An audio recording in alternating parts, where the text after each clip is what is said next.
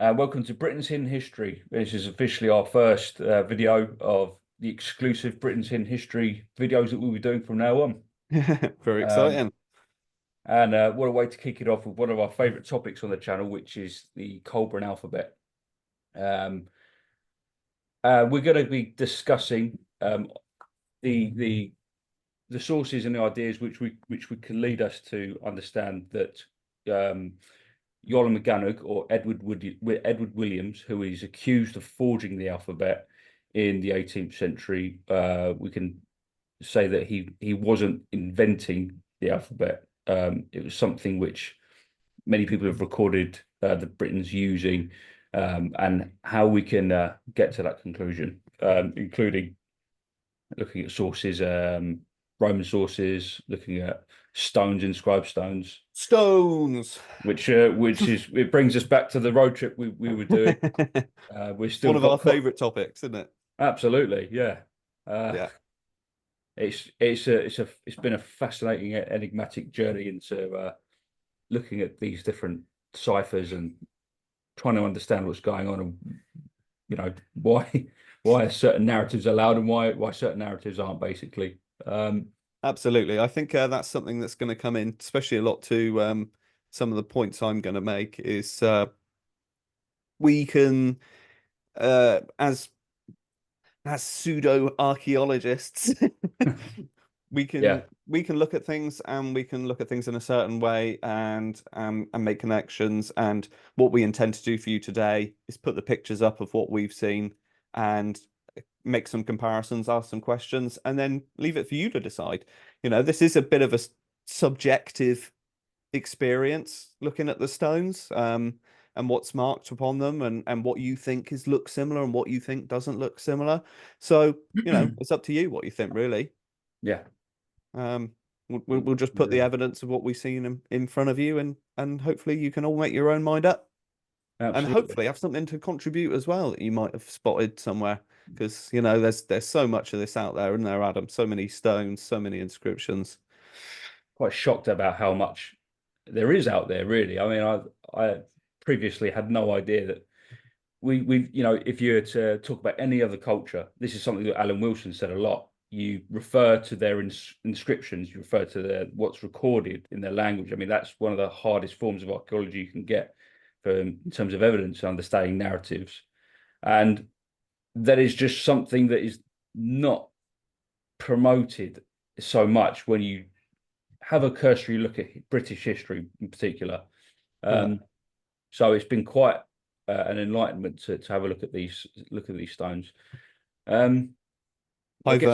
Sorry to interrupt. I was just going to say just something that I've said loads before, that aside from Roman inscriptions that we can maybe in some cases not call native or something like that, but these are our earliest examples of writing in Britain, as I say, beyond Roman inscriptions, and they're the earliest examples of Christian monuments, and some of the earliest Christian symbols beyond those you find in Roman villas or on Roman pottery. So these are really important and really unique, but as Adam said, it seems to just fade into the mist as something we don't know. So hopefully, if you've followed us before, you'll see some stuff that you have maybe have been wanting to see for a while. We teased the Yusty Stone on Britain's Hidden History Facebook page a couple of months ago, and to quite a good response.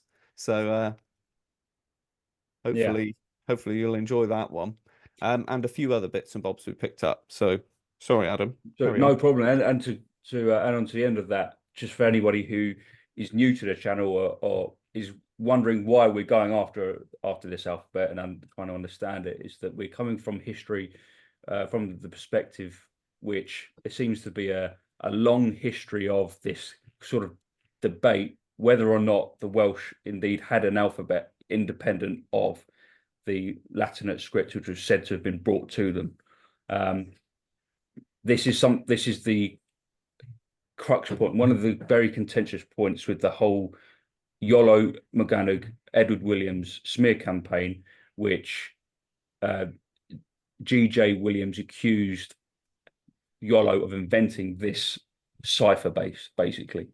And essentially it goes along with the wider idea that he forged many of the, manuscripts and many poems, etc. We're going to be tearing these apart and just to analyze what is true about that, what isn't true about that, about the smear campaign. But the Coelbren alphabet is something we've spent a bit more time looking at. I mean, one thing I'd like to find out as well is the initial accusation specifically referencing the alphabet as well. Yeah, I think we've seen a few examples recently where actually G.J. Williams is what he says about something that Iolo has put forward is actually very different to what a historian or a history communicator might say today about what G.J. Williams said. They lose the subtlety of what G.J. Williams is saying. Often he's saying something like, we don't have the original manuscript that Iolo was looking at, so we can't further prove. Sometimes he says this could reflect a genuine tradition, but we don't know, and now it's just say, oh, Iolo made it up. yes. So I would really like to see the actual initial criticism of the alphabet itself and what arguments and evidence are put forward for that. Indeed, yeah. Something comes up about extraordinary claims and extraordinary evidence, but is this an extraordinary claim? We're going to look at some of the history, and we're going to look at some alphabets that are found across from the Mediterranean to Western Europe, and think about how extraordinary it is that an alphabet could have got here in ancient times and still possibly be remembered in the medieval period as well. Contention which has a genealogy going all the way back to, you can go to the time of Nennius, and Nennius himself is recorded to have recorded or presented a British alphabet following the accusations that a overbearing Saxon was giving him a hard time about to say Britons weren't real people, you didn't even have your own alphabet. And on the spot, Nennius produces this alphabet. This is the script which Nennius is said to have produced. And at this point, we're in the 9th century. The Welsh are regarded as some of the most literate Latin writers in Europe, heavily into using the Latin alphabet, and great celebrators of that particular cultures. In many ways, Welsh saw themselves as the inheritors of that Roman culture in many ways. So that's where maybe the accusation comes from, in that the Welsh aren't producing their own culture, and that is something which it's an element that we have to deal with a lot when you look at Welsh history, is that you have this label Romano-British, which means that Britons have no independent culture. They got it all from the Romans. Anyway, well, this is partly why we're doing these videos. Absolutely. I mean, we should make some remarks about this. Do you want to zoom in a bit, Adam? Yeah, absolutely. Just in case anyone's looking on a little screen or something like that. Yeah. So it is this one is different to a few of the examples we're going to look at. And I think it's important. One thing to hammer home is that standardization is a modern phenomena. Standardization of letters, spelling, all this stuff is a modern phenomena. So we are going to see variations. Now, that's not an excuse to say that, that's why this one's different. There's other things that said about this alphabet, that it's actually recording a Germanic Futhark script. That's better. But I think the most important thing is that we're getting manuscript evidence of interesting straight cut runic scripts early on in Britain, and also we will probably be exploring where Futhark, how it entered Northern Europe as well, and a couple of ideas about that. So indeed. So the that's going to be a central part of this conversation to talk about essentially common heritage between Futhark and a British alphabet, and the common source that they could have come from. But we've got the situation whereby by the time Nennius was alive, in the 9th century, the idea that the Britons had an alphabet was, what a joke. But the thing is that actually, if you go to Roman sources, particularly Julius Caesar, so Julius Caesar's Gallic Wars, he specifically records that the Britons had an alphabet which was basically Greek. Okay, so that's a hugely important source. Yeah, it looked very similar to Greek or something like that, he says, doesn't he? Yeah, that's right. Yeah. It has, and he subtly alludes to some kind of cultural exchange between Greeks and Britons, and he was writing in the 1st century BC. Okay, so that's an important source. He also states that the Druids in Gaul had an alphabet which was similar to Greek and Phoenician. So, which also, the idea that the Greeks got their letters from the Phoenicians is not contested. That's the mainstream line. And he also regards Anglesey, Innismon, as the Druidic college in which this alphabet was. It came out of into the Western world of the Druidic priests and where they were in mainly Ireland, Gaul. The Druids got their alphabets and they were taught their alphabets from Wales. Okay, so the Latin alphabet, how did that develop? Okay. So if we look at Futhark and Coelbren as purely these alphabets are purely products of Western culture, we fail to see their resemblance with alphabets from the Near East, actually, and the Futhark alphabet is remarkably similar to Etruscan, Phrygian, and these alphabets from Indo-European cultures in the Levant.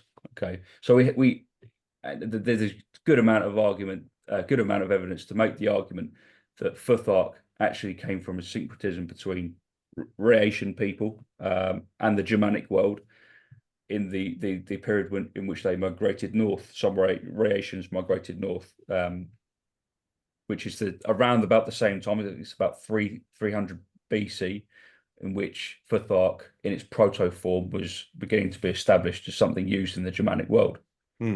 So if we go back to the Levant, we have to look at the genealogy of how these runic alphabets, which you see in Etruscan and Phrygian, start to form. So we have to start with the Proto-Sinaitic script, which was the script of the Hebrews post Exodus. So they've gone back to around Canaan, and the alphabet then develops into something called the Phoenician script. Okay, so the Phoenician script is recorded. It's quite agreed upon that the Greeks received their letters from the Phoenicians. That was recorded by Strabo, Amminus Marcellinus, and Julius Caesar. Yeah, it's not contested at all. Although, just something to point out, and that is that a lot of this stuff is reconstructed from various ideas, from various inscriptions around the area and various sources. So there's Sinaitic inscriptions, there's Canaanite inscriptions, there's what they call Paleo-Hebrew and all this sort of thing. And then from that, some sort of idea of a Phoenician alphabet has been reconstructed by linguists. So you should never look at a list of the Phoenician alphabet, which we're going to later, but just accept it that that's the definitive. And as I said earlier, there's no standardization. These things are amorphous, and partly to do with that is because our understanding of them is amorphous. We don't quite get the history of it. We can only trace this sort of, as Adam's saying, this sort of genealogy through. Yeah. But what definite form it took in any one place is we can only do by direct archaeology, which is sometimes quite sparse. Yeah. And there's Yeah. a bit of history we've got to tie up in between that. So basically, the Phoenicians were, I think people are starting to agree now that the Phoenicians were Israelites, came from the Israelite stock. The seafaring peoples who colonized parts of the Mediterranean and spread their culture there. They also traveled all the way up to Britain, which we'll come back to later on. Mm-hmm. And the Phoenician script, once it had gone through this period of, as Peter's saying, being Paleo-Hebrew, had basically found its way to Western Anatolia, where some historians argue that some Israelites go and establish the city of Troy, etc. There's that narrative there that there's certainly people of that background in that western part of Lydia. Development of the alphabet is starting to happen in this area of Lydia, which later becomes, after the Trojan War, dispersed into northern Italy in Etruria, and which is where we get the Etruscan alphabet. Similar in a similar time frame, the Phoenicians are giving their alphabet to the Greeks. The Greeks are developing another version of this alphabet. So the idea is, sorry, Peter. I was just going to say there's also a similar mix happening in Spain, where there was probably quite an early influence of Phoenician style scripts. And we're going to have a look at some Paleo Hispanic scripts as well later on. And then also a later Greek, there's a lot of Greek colonization in eastern Spain. So there was probably a Greek influence as well, which again is the same script, but in a different form. So as they merged, they probably created some other sort of developments as well. So that was probably happening at the same time. Yeah, yeah, indeed. So we'll look at that Celtiberian script as well. So the idea is that when these people from after the Trojan War migrate to northern Italy, they take their alphabet with them, and you have the development of this Etruscan script, which starts to look a little bit different to the Greek script over in eastern part of the Mediterranean. The Etruscans migrate out of northern Italy, and some go, as I said, so the Rhaetians and the Etruscans are the same people. The Rhaetian is the name of the migration which goes north. Yeah, into sort of modern Switzerland, Germany, Italy. Yeah, exactly. Which was, I propose, is the syncretism which gave rise to the development of Futhark. Okay, just to nail that point back. And the Etruscan. So the British narrative is that these Etruscans go to Britain via Gaul and take their alphabet with them. And this is where we get the idea that the Britons had a pre-Roman Latinate script. Yes. Right. Well, I mean, you're talking at a time when Brutus would have left. This is the high point of Etruscan influence in Rome.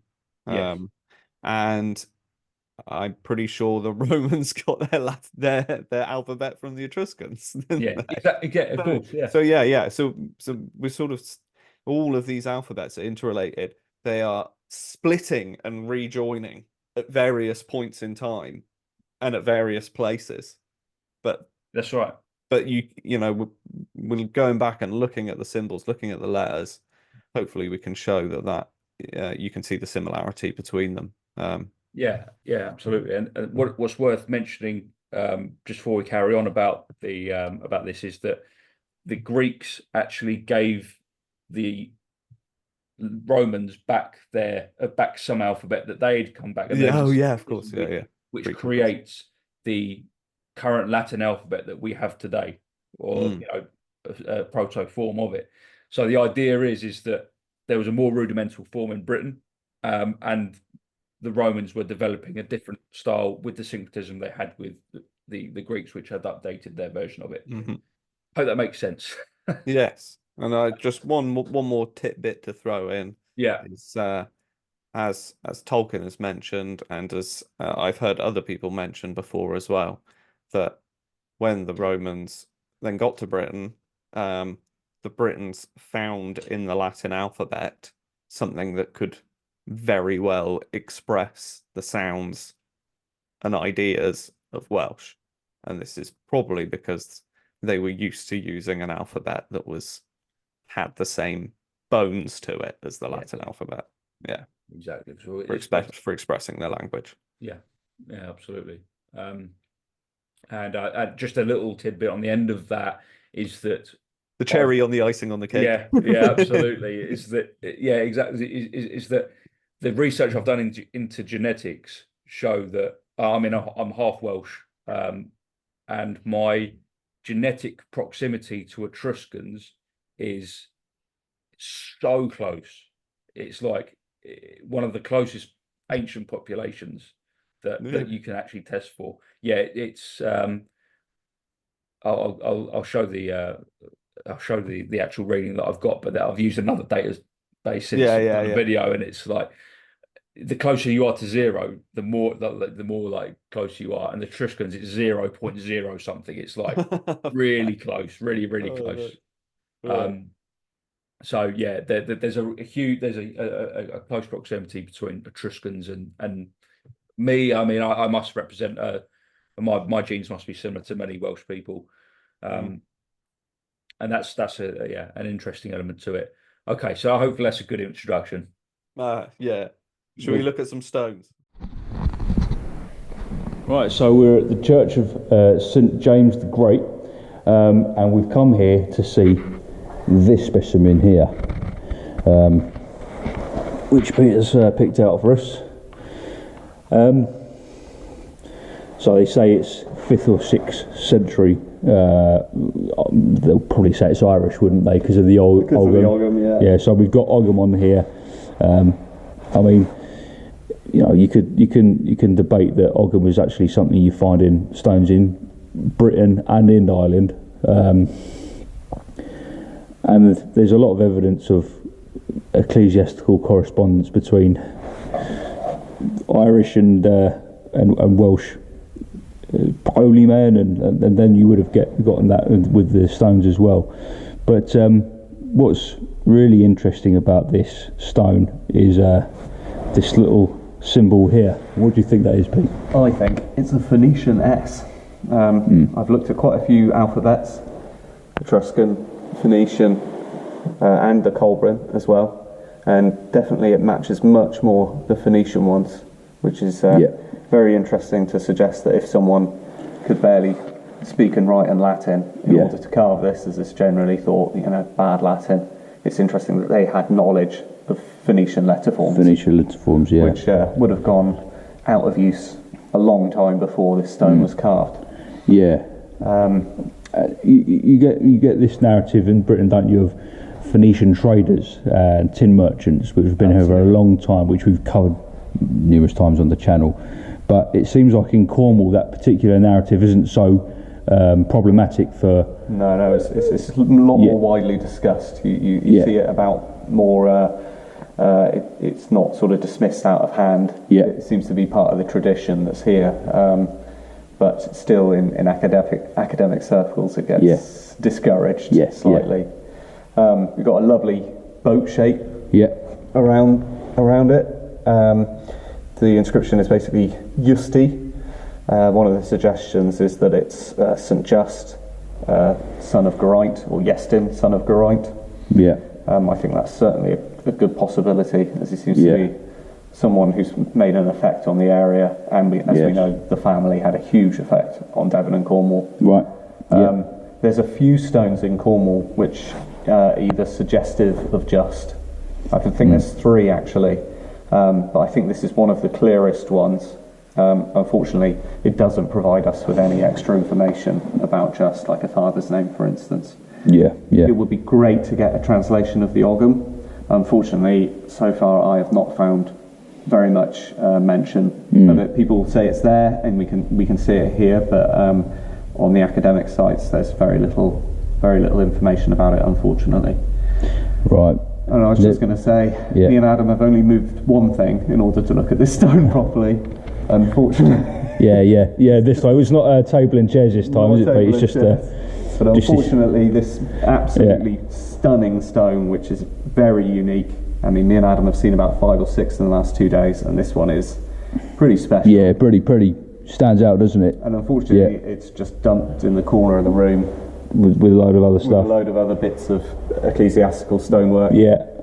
And it's a bit of a shame. It deserves a bit more love. Certainly does. And you know, the allusion to just there is interesting. There's a bit of a tradition of a just title in this part of the world, isn't there? Absolutely. Yeah. And it's interesting, me and Adam were just talking about, we're in a St. James church, and now although James the Great is different to Jesus, James, brother of Jesus, he was known as James the Just, and we're looking at a just stone. Yeah. So that's us St. Q in Cornwall. Yeah, St. Q. Great.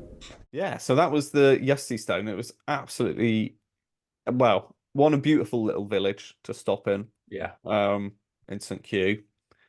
Quite a big church dedicated to St. James the Great. And then this absolutely phenomenal thing tucked in the corner. I'm just going to contradict myself right away. So in that, I was talking about this middle letter, which has been the one of most interest, the S. I said it was more like Phoenician examples. Seemed to be what I was finding at the time, but since then we definitely found that this is much more like Coelbren examples actually than Phoenician ones. But I mean, straight off the bat, it's an absolutely fascinating looking stone. The inscription is very sort of runic in these, real straight cuts. That's only sort of put off by that sort of curve at the end of the lozenge that surrounds the name, like a cartouche on an Egyptian inscription. Yes. We tried. I think a lot of this chalk was already in here when we got here, wasn't it? I think we just charted it up a little bit for the video, and you can see someone's tried to pick out the Ogham inscription, which reads the same as I think the J's missing. I think it just says Yusti or something in Ogham. Or say the J, the I, whatever the first letter is, IJ. Then we got the V, then we've got the S, which we'll come to in a minute, and a T and an I. We'll probably have a look into who this stone could be commemorating in another video at some point when we go back and look at some names. But yeah, that was the first thing I want to say, is that it definitely looks a lot like a Coelbren S, and we'll probably have a look at some of those ciphers now. Yeah. So we've talked about Iolo's Coelbren script. There's quite a few examples in the beginning of the Bardas, which is a collection that was compiled by Iolo. The first section's about the development of the alphabet and the letters. So, Adam, have you got can you move your cursor? Because I can't move your cursor on this. Do you want to show them the S and just show that example? It's just like the one on the Yusti stone.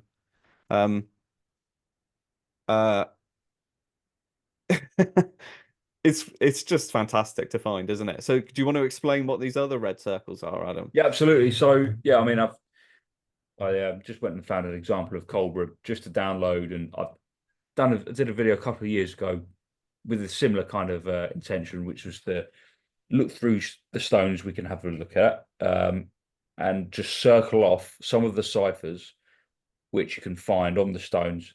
What I've done here is also circled off some of the ciphers which you found in earlier manuscripts, just to show that Iolo wasn't inventing them, basically. So there's a mixture of them in here. So I mean, this one, for example, and that one there was on the early Nennius script. Yeah. But this one, for example, the Arwen, this R here, and this sort of box shape, on its side O, is and this particular one here as well, which we've shown before in the Diodorus stone, which we'll have another look at, are all ciphers which you can find on inscribed stones around 6th century. you know, which is an interesting point in history, as it seems to be the inception of many things in Wales, Britain, Wales, including a shift, not so much a shift from oral tradition, but the more of an emphasis and more of an effort to write things down and record them, basically manuscript writing, inscribed stones. You do get earlier inscribed stones, of course, but what I'm saying is that you have this shifting culture. But what we find when this is happening is that there is a intermixture of these earlier ciphers, these Coelbren ciphers, Mediterranean ciphers, with modern Latin, basically, which you find in Brythonic areas, particularly the west of Britain. Yeah. Yeah.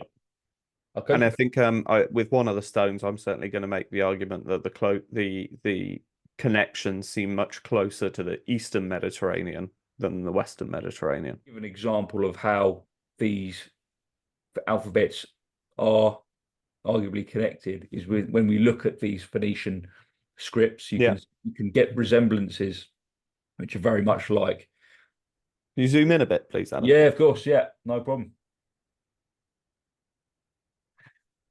So I'll go back to the Nennius script in a moment. This Aleph here was recorded on the Nennius script. Yeah, and we can also argue that sign on that Chichuadoc stone is very Aleph shaped as well. Yeah, indeed. Yeah, we'll look at that in a minute. Yeah, indeed. And this yeah, you know, that we see that in British stones as well. But it's this concentration on a straight stroke cipher base, basically. As we said, we've got to not expect standardization, but where we see similarities, we've got to say that there's some commonality here, some syncretism of ideas and culture. This is one of the more relevant alphabets for us to look at in terms of trying to establish a British alphabet within these stones, is because the idea being that the closest source of this alphabet came from Etruria. So this is the Etruscan alphabet. And this one we definitely see on stones. Yeah. And it's very similar to Futhark, that one. You see that cropping up, and the L as well is something you see a lot in Futhark. Yeah, indeed. I'm very interested by that box shape H, because that's quite similar to the Nennius one, but with just two of the, two extra bits on it. It's and that's, that is so similar to the Phoenician as well. So it's sort of like a box, but they've removed some of the lines of it. Yeah. Excellent. Okay, so this is another example of these Mediterranean alphabets in Spain. But these often have real high, long, some of the God, lost my mind. Some of the Paleo-Hispanic inscriptions are pretty old. They go back a long way. So could be from some of the earliest Phoenician settlements. But again, you can see the similarity. There's quite a few different, I think, regional Paleo-Hispanic scripts, but they're all very similar. You'll see the sort of same shapes cropping up over and again, and you'll see the crossover with Etruscan. You'll see the crossover with the Phoenician stuff we're looking at as well. An interesting one to bear in mind on this one is the Kulgu. I'm going to mangle it as the circle with the dot in it in a minute. So we'll be coming back to something like that in a minute. So I found this fantastic resource. This is from Elizabeth O'Cash's Inscribed Christian Monuments of the Southwest. And one thing she's done is just compiled all this fantastic data showing how we find the letters. Now, let's see what we can see on this one. I mean, it's interesting looking at the ends, I think, for a good place to start. Because you get them backwards, forwards. You get them where the crossbar is sort of slightly indented. It doesn't go to the corners of the uprights quite. It sort of sits down in it. And although it's not used for an N letter, you see something like that very similar in some of the older alphabets we've just been looking at. A little bit more like this, doesn't it? Yeah, or the one Yeah, at yeah. White Style, a couple above that, or at Welltown, that one there. Might Yeah, start this one. yeah, Yeah. yeah. And all seeing that in reverse as well. That, Should we skip on and see I what remember else? seeing that in the Fenoni stone as well. This Oh yeah, kind of event. yeah. Oh, sorry, go back. Sorry, there was Yeah. one more there. And at the bottom right, we've got there the at Yampton. We've got the O with the dot in the middle of it. Which Akasha doesn't actually make any comment on that at all. Okay. Which is interesting.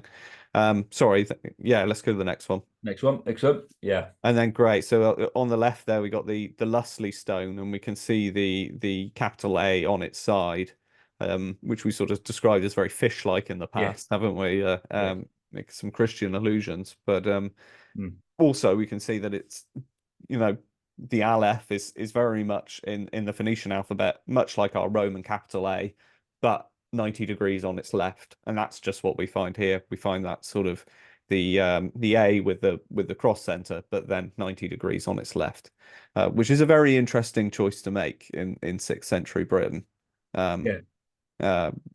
What sort of influence was the scribe of that under to make that decision?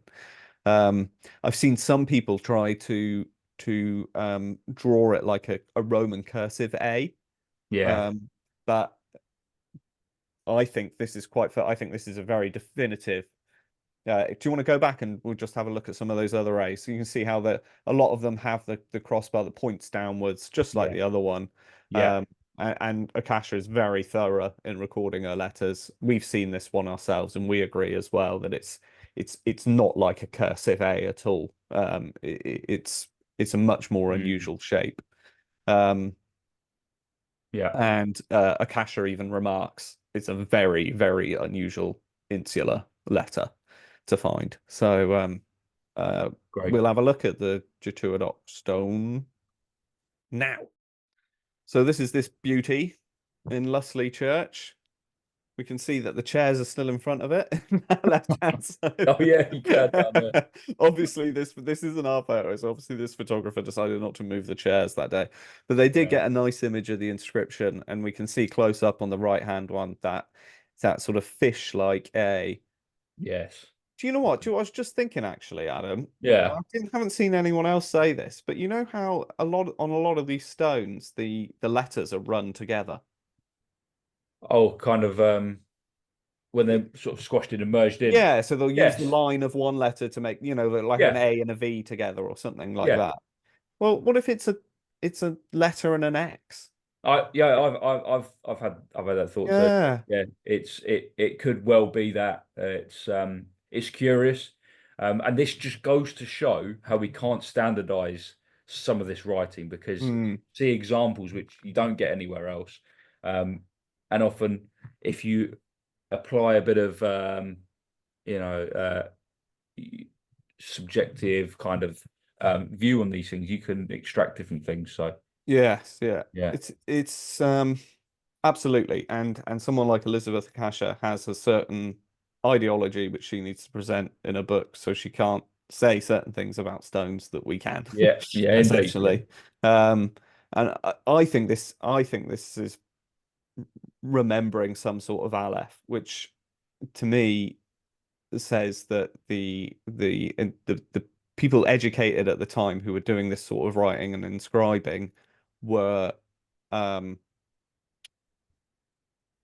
what's the word I'm looking for?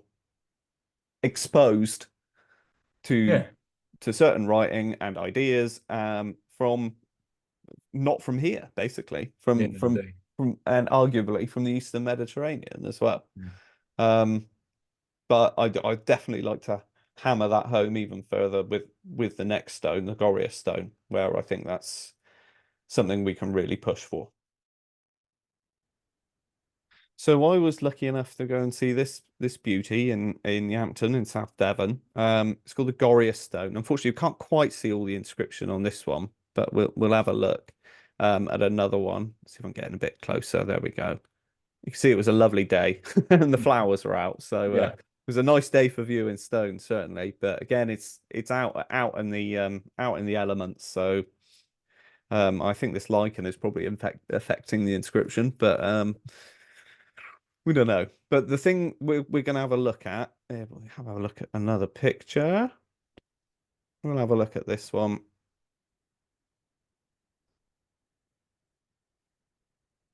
Here we go. There we are. Wow. So here we've got this interesting insular G shape. And then the rest of the word is Gorius or something like that. But we're going to be looking at this, the circle with the dot in the middle. So anyone who's familiar with Wilson and Blackett, they talk about this symbol in one of the books. I think it's one of the Egyptian books. They sort of describe it as an image of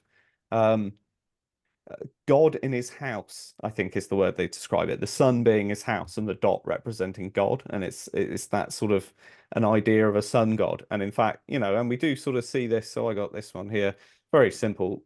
People who are into Egypt might recognize this one as a sun glyph. Oh, wow. That's cool. Yeah, I think anyone in who likes Ben from Uncharted X, hear him describe it as a circumpunct or something like that.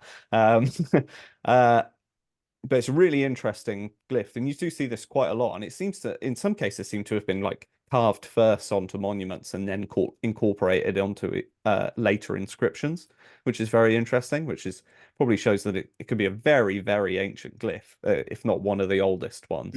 Yeah. But there's a couple of other things that we want to look at about how this sign has been used. So can you see this, Adam? Yeah, I can see it. Yep. So here we got the circle with the dot. I have to thank Tony for this reference. The monad.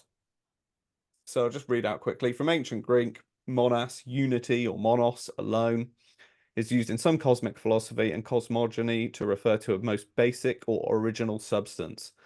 As originally conceived by the Pythagoreans, the monad is supreme being, divinity, or totality of all things. According to some philosophers of the early modern period, most notably Leibniz, there are infinite monads, which are basic immaterial elementary particles or simplest units. So in modern terms, he sort of used it almost like atom almost, or particle. But in ancient Greece, the idea this is to do with the supreme being or God, or the totality of all things. So creation itself, creation and God as one thing. There's various uses throughout the periods. I'm not going to go through into it, but we've got Pythagorean. It's used as a concept to represent dyads as well. It has a Gnostic interpretation as well, and I'm not going to go into all of those, but it's just interesting. This seems to be a symbol that's important again towards the Greek-speaking world. So we're talking about Egypt and the Delta cities, Alexandria, Lebanon, Middle East, Turkey, Greece, and then would have been spreading out into the Latin world eventually as well. But I think that's where these sort of ideas are coming from. And it's interesting that we get it again in 6th century Britain. And then we've also got variations of the Cyrillic alphabet, and the top one here is the monocular O, which is the O with the dot in the middle, which is what we're looking at. This is the root word of I. But I think it's interesting that we're seeing it again in these Eastern. That's where it's reserved in Eastern scripts, essentially. And the Cyrillic alphabet has a very strong relationship with Greek as well. There are some ideas that there's some sort of independent development to it, but thinking about where we are in the world, again, I think there's this sort of spread out from the Middle East, Anatolia, north into Eastern Europe, as well as into west into Greece and into Etruria and Spain. But yeah, so I thought that was interesting. And then we'll have a look at one more image here. Just a bit closer up. See if we can catch the O a bit. Just to catch it up. You can just about get it there. It's a shame I didn't have any chalk with me that day. But it's just sort of asking the question of why a scribe who has supposedly only really been exposed to Latin alphabets and is trained in Latin alphabets is sort of putting forth these very sort of Eastern ideas or bits that appear in earlier Eastern influenced alphabets. And if there is some sort of philosophical religious idea that's trying to be put across, possibly something which is not particularly Catholic. And one thing that's cropping up quite a lot in my research is how there seems to be a strong influence of Egyptian Christianity in Britain. So and also a bit of vice versa. So for instance, Pelagius sought shelter in Egypt when he moved to the Mediterranean. We also are seeing the Tau cross, for instance. This is another thing we've been talking about, Kairos and Tau rows. Just the Tau row, so the T itself, like we see on the Connemara stone in Foy. We did a bit of that on the last video. That T is traditionally known as the Tau cross of Saint Anthony, and Saint Anthony the Great was an Egyptian saint and martyr, I believe. And we get quite a lot of Saint Anthony sites across Cornwall, including Saint Anthony in Roseland, which is another place which is related to the Jesus story as well. And he's remembered as Saint Entenin in Brythonic.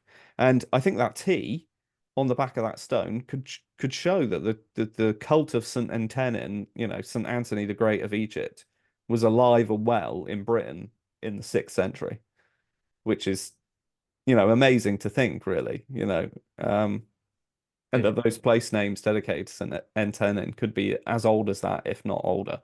Nice find. Yeah. So yeah, I do think that these sort of little bits and bobs are just pointing us towards that Eastern Mediterranean. And and we find that with the pottery finds as well. That's what's finding these high-class pottery finds. They're coming from the Byzantine area end of the Med rather than from Rome or from Spain, which is very interesting. So I think that's what these sort of connections are showing, and possibly even that these scribes had access to much more ancient information as well, to ancient documents which are now lost to us through either destruction by people or just through destruction by nature, because this is a damp island and keeping paper is not easy. And it's lucky that we've got these stones, really. Just looking at this great book, given to me by Tim Lewis, by Nash Williams.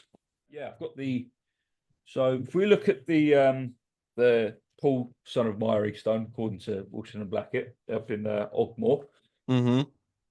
We look at the glyph on the back here. This is quite an enigmatic one.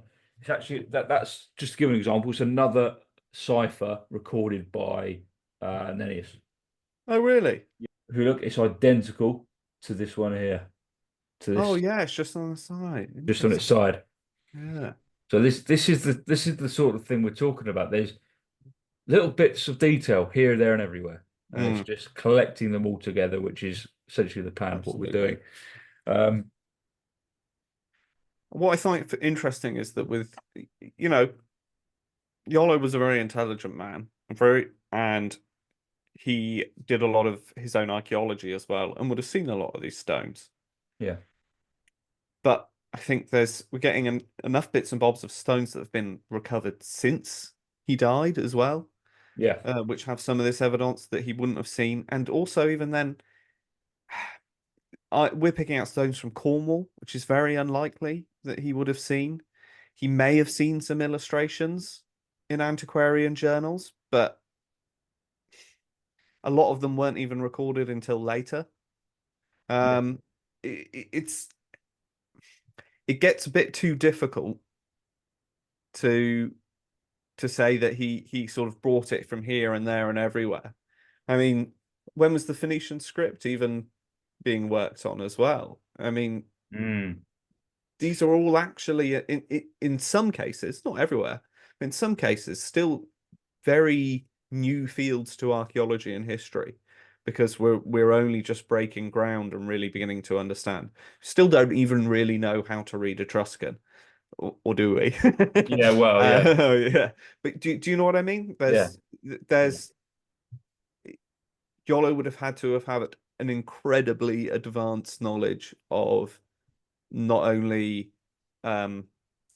Middle Eastern antiquarianism, but also of the inscribed stones of Britain, and further inscriptions in Spain, the south of France, in order to have entirely constructed that alphabet on himself. And it gets to the point where you're saying, oh, this guy's a forger. Well, was he a polymath as well? Was he okay? He was very clever, but it starts to push at the bounds of possibility of what this man could actually entirely invent for himself. Yeah. And as you say, these threads are all over, all throughout time, all through in different places.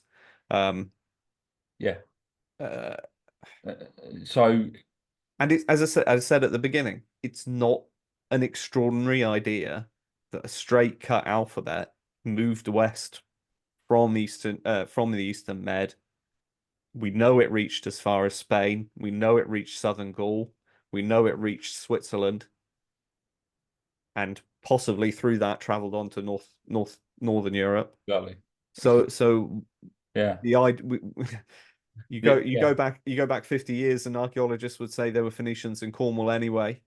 So why not bringing their alphabet as well? It's not an extraordinary idea. No, it's not. And this is the thing, is that one of the things which has most changed my mind through being involved in Britain's hidden history is learning just how interconnected the ancient world was. Because it might just be an uneducated thing, to assume that everybody was extremely localized in their local vicinity. Nobody moved around. Everyone was separated from each other. Everyone was cut off from each other. I think it's a complete fallacy.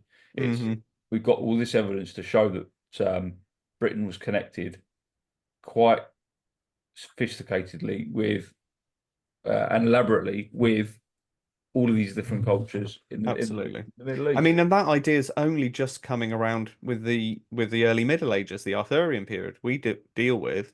Historically, there was an idea that after the Romans left, any sort of cohesion in Western Europe was completely lost. People couldn't travel between places. There's no way the saints could have visited the Holy Land and Egypt and things like that. Well, modern archaeology has now thankfully thrown that out of the window, and we can show the trade routes from the Med to Britain still existed, that they were still developing, ideas and communicating, and that it's perfectly Pelagius traveled. I mean, that was during the Roman period, I suppose, but there's no reason to suggest these people weren't traveling all throughout Europe and the Mediterranean, and I don't think it was just impossible because the Roman Empire collapsed that you could no longer travel safely between these places. They would have had a history of generations of people moving around the empire before them. So, they wouldn't have forgotten how to do it. And the trade routes are archaeologically shown to be there. Absolutely. And because we know, now we can throw that idea off that Britain lost any connection during that period. Can we go back even further and throw that idea off for the Iron Age and the Bronze Age and even back into the Neolithic as well? Yeah. I think what comes to mind immediately is the Cornish tin found in Israel in 1500 BC, with interesting markings on it as well. Interesting markings. I'll get a photo up and put that on. Yeah. But yeah, exactly. This world is far more interconnected than previously thought for me, anyway. Absolutely. And maybe maybe it only takes us. This is back to ideology again. Elizabeth O'Casher can only look at the S on the Yusty stone and say, this is a very strange looking S. Whereas we can say, that looks identical to Iolo McGannag's Coelbren S, that, so we can make those connections, and that's great. We're free to, we're wild conspiracy theorists. So, but that allows us to make these connections, and they are there. And as I say, I don't think it's extraordinary. And as you've made a great point there. These places are all interconnected. And I think Steve Willett's made the point of one of our videos. If you can bring a bit of pottery through, you can bring a book through. And it only takes one man with a book, one woman with a book, one person. It only takes one person. And if it's oral tradition, they don't even need a book. Yeah, exactly. I think what with the Gorlois stone, with the that monogram you've shown, I think that's, when we talk about that, that's a really, and when it was inscribed in the 6th century, what we've got to understand is the religious situation at the time in Britain, which could have facilitated the transmission of ideas in that period. You mentioned Pelagius earlier, who was a bit earlier than 6th century. He's 4th century, wasn't he? But he was a Gnostic, and he was one of these people who were involved in that network of the transmission of ideas between Greece, Egypt, and Britain, which was a network which arguably is ancient. Very old, very old. We've had Martin Green. They only must have heard of these ideas through transmit. How could Pelagius have become famous in Rome and become known in Rome and the Mediterranean anyway, if it was not through transmission of paperwork, letters, all lost to us now. But I have no doubt that these people were well connected, and as you say, the relationship between the far west of Europe and the far east of Europe, so not far east of Europe, but far east of the Mediterranean, is so ancient. The Mediterranean is like a super highway. And Britain is just that little bit further on, but really only a little bit. And it offers something really unique in terms of how mild it is that far north. And so well connected by the sea as well. Exactly. But yeah, I think that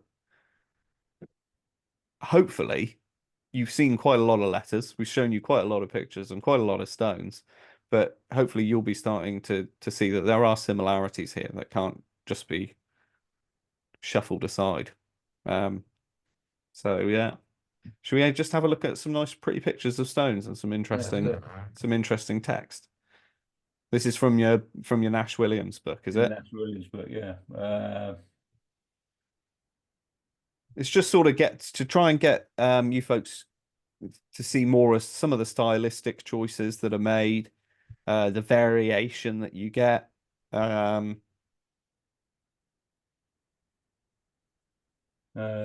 Oh yes. So this is the Vitali Emerita. I'm not, adding this to show any kind of unique cipher or anything. Actually, it's worth adding here because we spoke about Nevern and St. Brennach's Church. Yeah. And I had to sort of not show what I recorded with the stone there so much because there wasn't anything there. So this is a record of it by Nash Williams in 1950. And there's the suggestion that Vitaliani is related to Vortigern. Yes. And then there is also a Vitali. So this is Vitaliani, and there's a Vitali stone in Cornwall as well. And I think there's another one with a very like Vitalian or Vitali stone as well somewhere else. So that could be showing the the title. Yeah. It could be showing like almost like a family name that's being used, or we could have the same person being represented on these stones. So that's something that's worth investigating if Yes. you're interested. Absolutely. And just on from that, there's the stone next to it. These L's here and how these No, are yeah. recorded is very much like the L's that you can get in your McGannog's recollection of Coelbren, which are a lot like the coin that I've used as an example before, found in Kent in 20 BC. Hmm. And just to show this stone as well, a lot like the S on the Yasti stone, there's another example of it. Oh, yeah. Wow. Yeah. Yeah, Just reverse that one. it's reverse, yeah, but it's similar sort of shape, isn't it? Absolutely. Yeah. And just to show, and another example of the kind of thing Peter was talking about in terms of the Tuadoc stone with the sort of a fish, whatever it is, thing on its side, and how these letters are squished together. You get this kind of example here. And Oh, yes. Yeah. Yeah. it's like there's a C, an A, and a V all sort of in one. Yeah, yeah. And there's One. the A and V on the Sorton Downstone, the Avday. I think Yeah. that's in one letter as well. I've seen it on something else recently. I can't remember what it is now. Another version of the L there. Oh, that S on that stone was very interesting. Yeah, that Oh, it is. yeah. Or whatever they are. Two of them. Yeah. Whatever whatever Whatever they are. Yeah. um. We'll put a link into the Celtic Inscribed Stones project Yes, absolutely. Yeah. database. It's worth looking through. And this is one thing I'd like to I'm glad I remember this actually. Really important point to make. I complained about a comment in a Ken Dark essay a couple of videos ago about how he said that these things are incredibly well studied. Yeah. And I sort of flipped off about it. Well, having read Akasha's book of the Southwest stones, inscribed stones of blah, blah, blah, blah, early inscribed monuments of Southwest, or whatever it's called, blah, blah. She says in the beginning of that, these stones have not been thoroughly and properly and completely studied. Yeah. Yeah. You know, and hers is the only, hers and maybe only one other book have come out since then. So she is the first complete study of these stones. Two stones have been found since, so it's not even complete anymore anyway. And even then, her book is a database book. Her book is recording what other people have said about it, what she has found, where it's, where the stone was found, where it might have been moved to, things like that, and any other data. Does the stone look worked? Does it look, what are the shapes of the letters on? It's not a book about trying to investigate who the people are, where the letters came from, all the things that we're looking at now. It's a data book. So again, Ken Dark, these stones are not thoroughly studied. No. No. There's only one book, only one real book for the Southwest, and she says these stones are not properly studied. Yes. So there's loads to be looking at with them, and we're only scratching the surface. Yeah. Precisely. I love the shape of that one and the top. Not far right, but the one next to it, the sort of like marrow shaped stone. Oh yeah. Yeah, that sort of big long butternut squash shape. Yeah. Yeah. That one, Isn't because it? there's one in Devon that looks like that. It's like the one I haven't been to see. All right. And I like this name here that looks like Antenor. In the top right. On the top right one, yeah. Yeah, it looks like Antenor, which is obviously a Trojan name. Oh yeah, of course, yeah, it does. And Oh, then obviously the Carousius stone, which is yeah, the famous Tauro, Chiro, whatever it is. We'll do an Okay. update on that. I've had some Yeah. just to finish up. I sent an email off to Cornwall's Historic Environment officers, asking them about recording Tauro crosses as Cairo crosses. I've had a reply, but we'll go into that in depth, and we'll do a little video which covers a few updates from some other things we've covered on stones in our videos recently. And we've still got names to look at, haven't we, Adam? We've got quite a few stones. We've been promising you a while. We've been to see some stones with some interesting names on them, such as Caractacus is a great one, and a few more, I think. Yeah, we have got some more. So we'll be doing names of stones soon. But yeah, if you spot any more interesting letters on stones, or other symbols in other cultures which resemble those letters, we'd love to see them, because the more eyes on this sort of thing, the better. And yeah, absolutely. I just wanted to share one more thing. I've just found on Facebook. It's a Greek. Can you see that? Oh yeah. See these oh yes, yeah. Labyrinth, and the swastika, the labyrinth. Yeah. All of these stylistic, these Greek styles. This one in particular is very closely associated with the Celtic world in Britain, isn't it? It is, yeah. This is something that I would like to hammer the origin of when that association was made. Yeah, okay. Because this is very similar to the labyrinth that's carved in St. Nectan's Glen near Tintagel. Yeah, that's it. There's a very good argument that it's modern. Okay, right.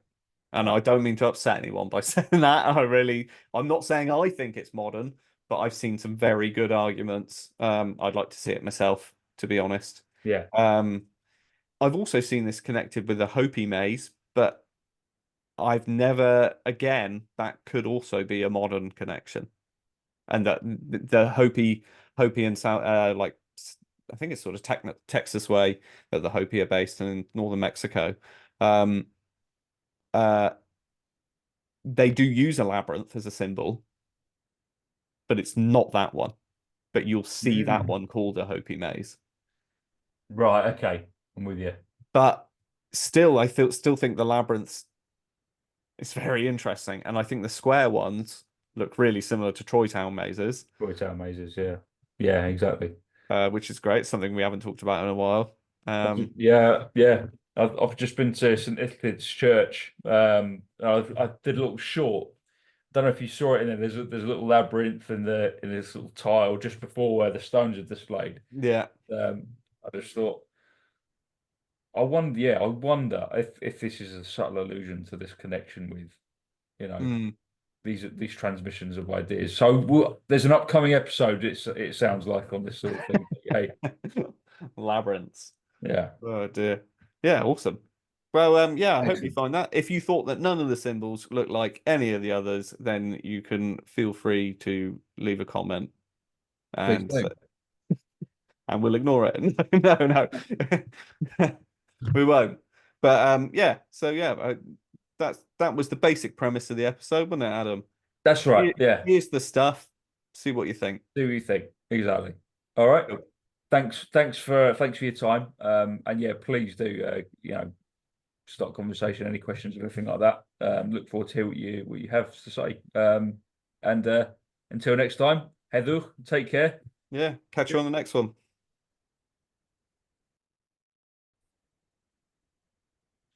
And if you're interested in the things that we've been talking about today, please check out Richard Johnson's video on Iolo Morgannwg, which dives a bit into the G.J. Richards criticism, or not in some cases.